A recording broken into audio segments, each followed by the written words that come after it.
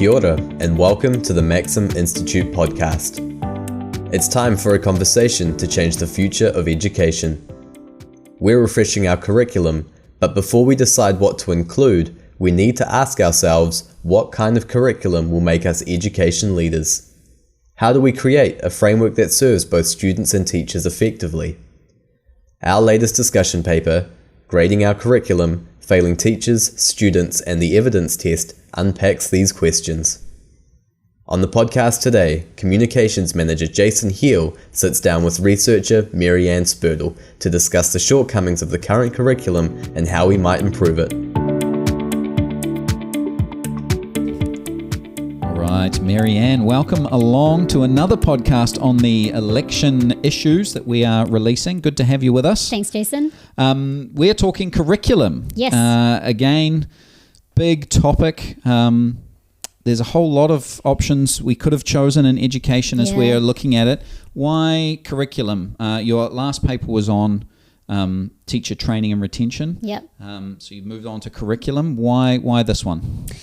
The curriculum really sets the roadmap for what students are learning. So you've got the teachers teaching it, which is hugely important. Yeah. The curriculum is the roadmap that we're following. It is what we decide the next generation should learn. What do we want them to know? Yeah. What's essential for them to function in this world? Yeah. Well, the curriculum should be should be telling them that. Yeah. Great. Okay. So with the curriculum, where are we at in this? What have you found? We're in a bit of limbo. The current curriculum was introduced in 2007. Okay. It's being refreshed. Now, the refresh, nobody knows exactly what it's going to look like. Is that in scare quotes, refreshed? Because we're not sure what a refresh looks like. And we'll talk more about why it's being refreshed and not left as is. But we're in a bit of limbo. Yeah. So the current curriculum has been around for about 16 years. That's plenty long enough to know what its impacts are going to be.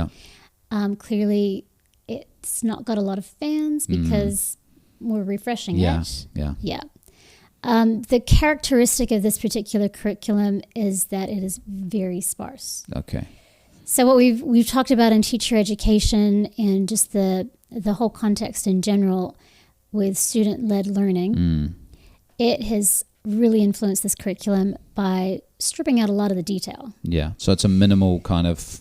It's beyond minimalistic. Yeah. Okay. Yeah. It's so bare bones. I've been told that you can pretty much import anything into it and still be using the New Zealand curriculum. Wow.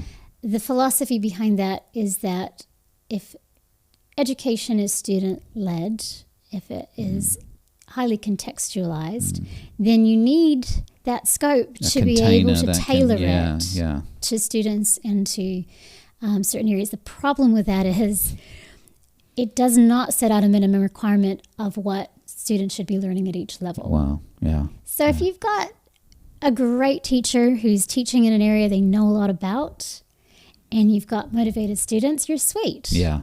And so when you see schools that are, higher decile, still doing well, that's not because of the curriculum, it's despite of the curriculum. It's just because the teachers and the students are kind of in a synergistic relationship of we really love the school coming along and we really love to teach and a lot of things are going right. Yep. So if you've got a teacher who knows how to put together a good lesson, that is great. Yeah.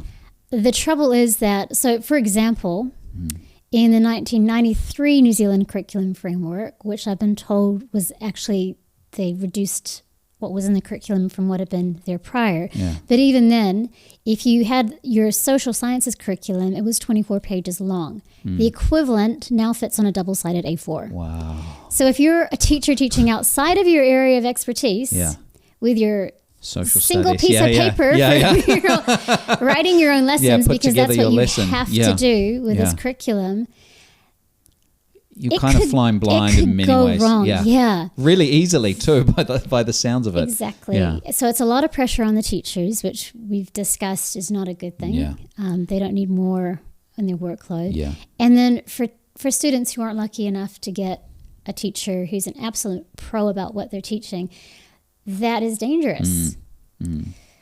So the chances that students who already have deficits in their knowledge are going to make up those gaps get really slim. Yeah. And the numbers speak for themselves. So here in New Zealand, we're recording the largest difference between reading skills of advantaged and disadvantaged students of all English-speaking countries surveyed. Wow. And you got to keep in mind that most other English-speaking countries have gone down this same track. Yeah. So it's not like we're the only ones. Yeah. We're carrying down a little further and a little faster than others have. Some have U-turned already. Yeah. So some are walking down there, some are kind of backtracking, but we're running.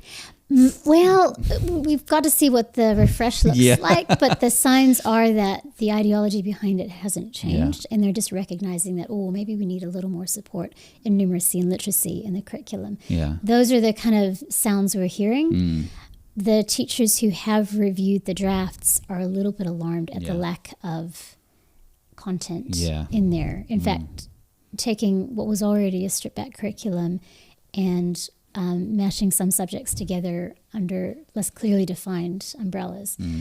So if that is actually what's going to happen with the curriculum, then we're going to have another however many years of lack of support for teachers who are teaching outside of their specialties, lack of support for students who already have gaps in their education.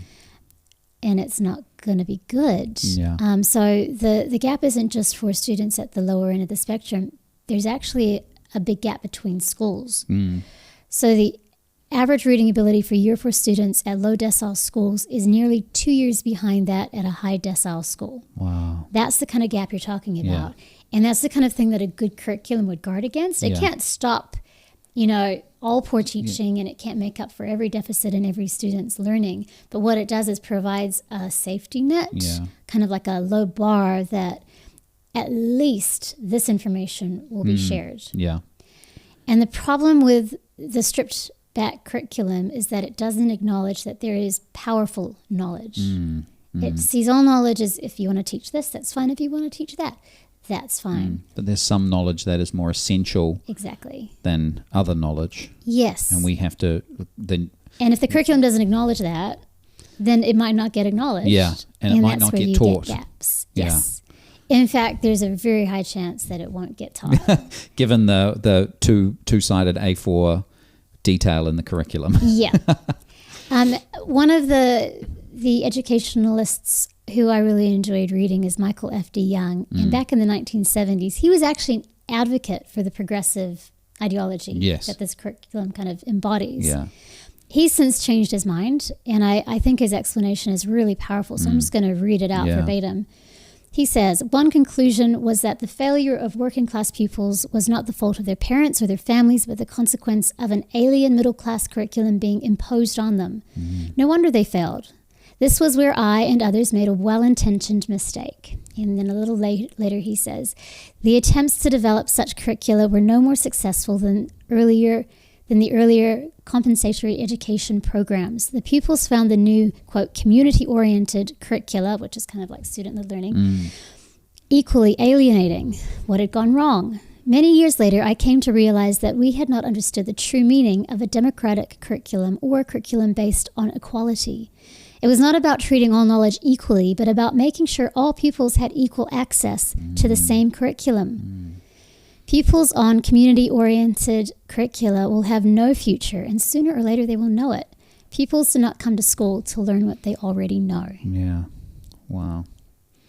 Yeah. Yeah. And I read that and thought, well, that sums up the issues what we need to learn here. In many ways, right? And they tested this out 30 years ago, and he went, oh, it's not working. Yeah. And here we are, still trying it. Yeah. We'll just try this different way of doing the same thing. We'll try it a different way. Yeah, but it's... Yeah. You end up with the same result. Yeah. Yeah. Oh, man. So how can we fix it? Other than like maybe a major U-turn. Yeah. And I mean, the curriculum is being refreshed. Yeah.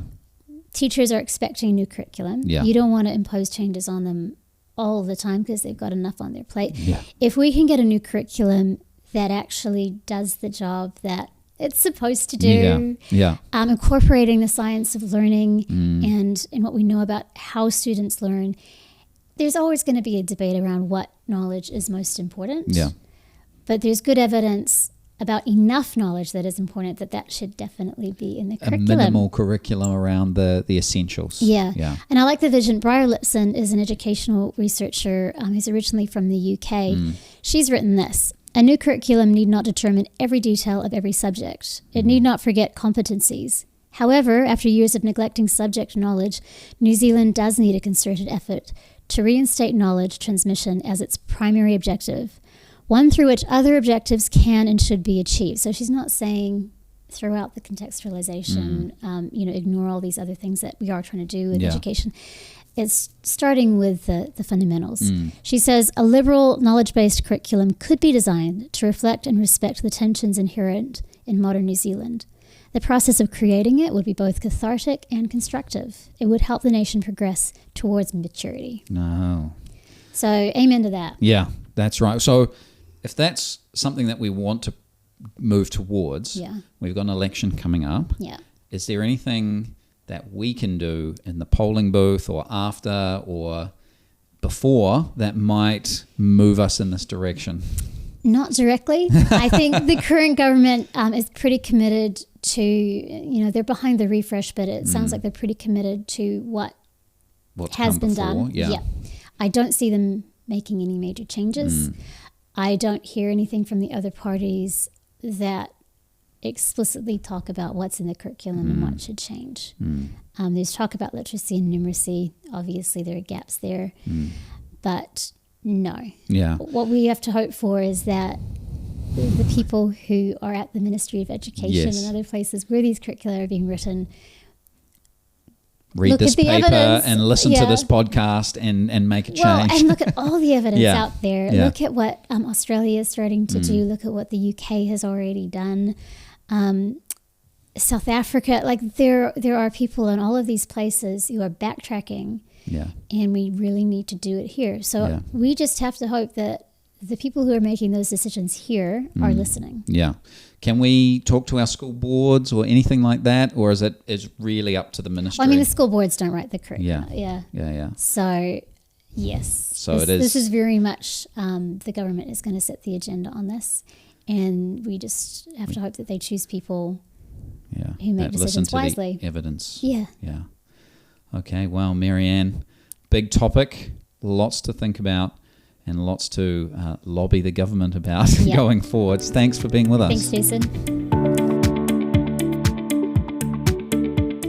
Thanks for listening to the Maxim Institute podcast. If you'd like to hear more from us and keep up with the rest of our research and analysis of politics and policy in New Zealand, you can sign up on the homepage of our website to get our monthly forum email and invitations to future Maxim Institute events. You can search and subscribe to us on Apple Podcasts, Spotify, iHeartRadio, or wherever you get your podcasts. From the team at Maxim, mā te wā, goodbye for now.